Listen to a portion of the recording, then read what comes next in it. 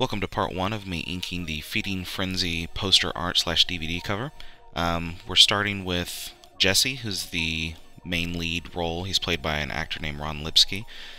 My first concern was to get the likenesses down, at least somewhat. I'm not the greatest caricature artist, but luckily, basically everyone in the movie, except for Plinkett, kind of has a comic book look anyway. But so I got a whole bunch of reference material from Mike Stoklasa, and that's what you saw on the screen there for a split second, me getting some reference of Ron, and just take the reference and put it on a layer by itself, just like a close-up of Ron's face. That way I could kind of refer back to it very easy without going back to the reference layer group over and over. So as you can see, Jesse's character has like blood on his face and all over part of his costume and stuff, so I had that on a separate layer, and then I just turned that off so that I could see the rest of his face unobscured while I was inking it, and then I turned it back on later and stuff. So I kept it on its own layer, that way it'd be easier to color later on. It's a little bit distracting seeing me jump around so much on the screen. I guess I wasn't quite aware that I jumped around so much. I guess whenever I'm inking, it feels more like I'm just whatever occurs to me at the time to work on texture and that sort of thing. Here I'm inking the drill, and the drill is a 3D model, so all the lines are perfect. So I'm using Photoshop inks to break up some of the perfect lines to make it look a little bit more hand-tuned, adding a little bit more grit and use to it, and it also makes it look a little more natural, so it fits in with the rest of the line art.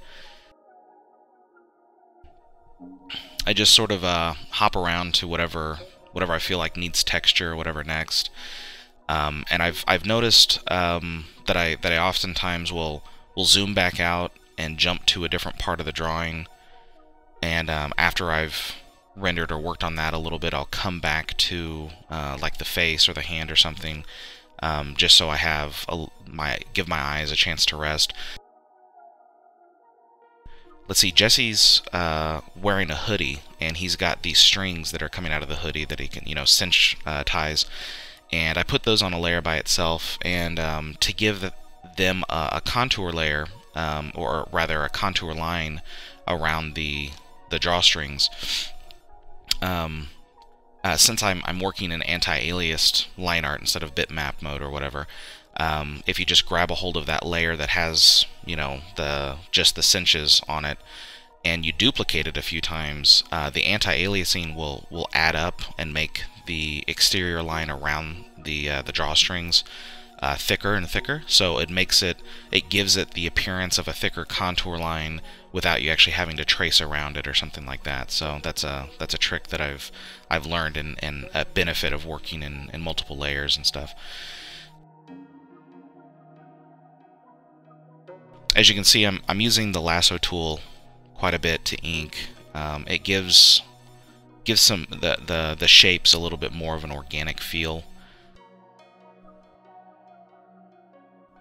And here I'm working on the frayed edge of his hoodie, and so I'm making a new layer using a rough brush to create the shape of what I want the fuzz or the frizz to be on the edge of that tear, and then running an action that will take anything I've drawn, convert it to white pixels, and then it adds a contour line, a black contour line around those white pixels, so in other words, instead of me having to draw a shape with white and then manually add a black contour line, here I have an action that does that for me anyway, and then I just break it up a little bit to make it look a little more hand-tuned.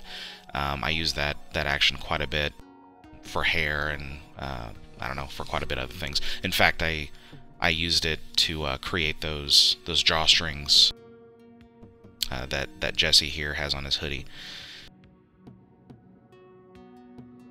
Yeah, so I keep adding to shapes of black. I think I heard them referred to once as you're looking for like power shapes, something that will both look correct as far as a a shadow and lighting standpoint, but also one that will create some drama. Triangular shapes are pretty good, but it's also about placement of where you put them. Like, you want spot shadows in the right area to convey kind of a concave area around the rib section, that sort of thing. I don't add like lots of line art to my style. I don't have a real rendered appearance to my line art, but because this is supposed to be, you know, this poster is supposed to, it's on a cover, so it's not just regular, you know, comic book work, and also because this, you know, this shot symbolically takes place after an evening of fighting, you know, some monsters called the Globkins. At least that's the I don't think they're ever referred to that in the movie, but you know, that's what they're called. That lots of texture, they should look kind of gritty, all the characters and stuff, so they've been through a lot, you know, this evening.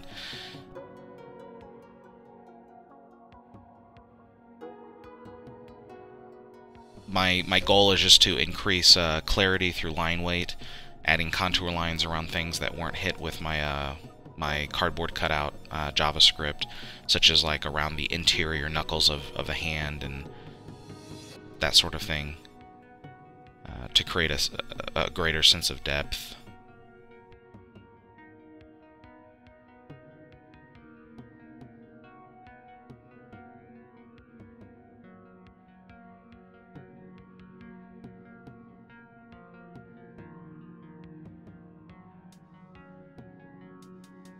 So you can, the actor Ron isn't, you know, as hugely buff as as the cover art would portray here, but so we wanted to kind of comedically exaggerate, you know, the lead hero's proportions here, that it would fit it more as, you know, a comic book proportions. And you know, he's also he's an in-shape guy, but you know, his guns aren't that big.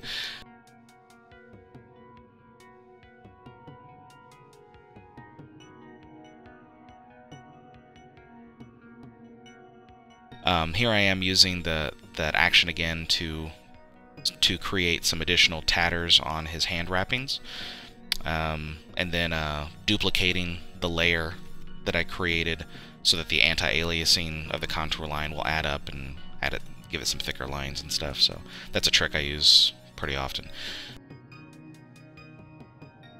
Here I am using, working more on the blood to give the blood a little bit more texture. The blood's on its own layer, to make it easier for me to color it later, so I don't have to, you know, lasso it out later on.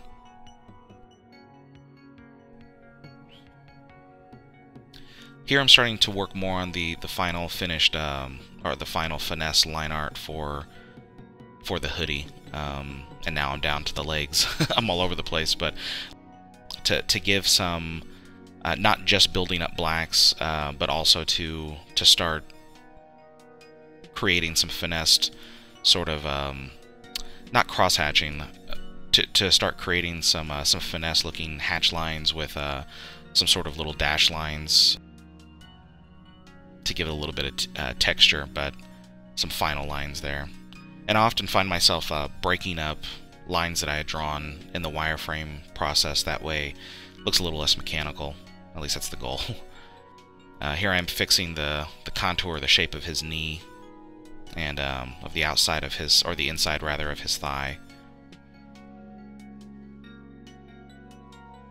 And I occasionally just jump back in the zoom and take a look to see if I'm, you know, how this is affecting the entire piece. Sometimes it can be easy to be zoomed in so far that you're not paying attention to the whole, and then you zoom out and you realize you've been noodling over the same area for 10 minutes and there's no reason for it.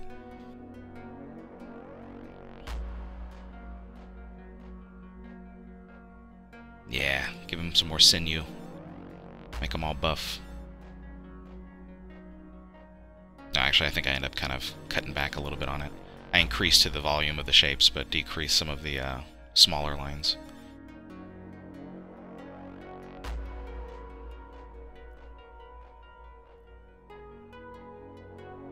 So we're getting close here to the end. You know, this is a lot more of the noodling stuff, not as much to narrate, I guess, but you know, at different times, especially because I feel, you know, while I was inking this, I felt like I was getting close to the end, so I kept zooming out and making sure. Here I am at the finished product. I turned off and on the layer just to be sure that I was, you know, that I like the overall feel of it. So here's a shot of Jesse without any of the cardboard cutouts above him, so you can just see him.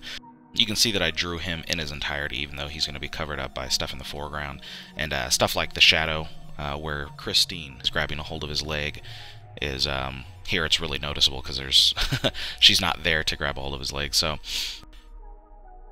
join me for part 2, where I ink Christine.